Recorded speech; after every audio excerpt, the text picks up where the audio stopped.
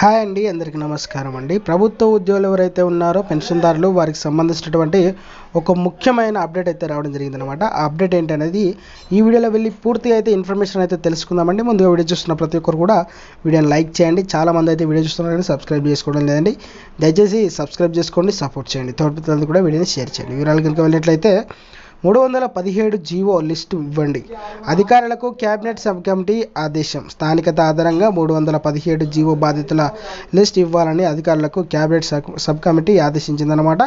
ఇక నిజమైన అర్హుల వివరాలు అందజేయాలని, దాంతో అన్యాయం జరిగిన వారికి న్యాయం చేస్తామని కమిటీ వెల్లడించింది. శుక్రవారం సెక్రటేరియట్లో 317 జీవో సబ్ కమిటీ సమావేశం జరిగింది. అయితే కమిటీ చైర్మన్ వీళ్ళందరూ కూడా ఇందులో పాల్గొనడం జరిగిందనమాట.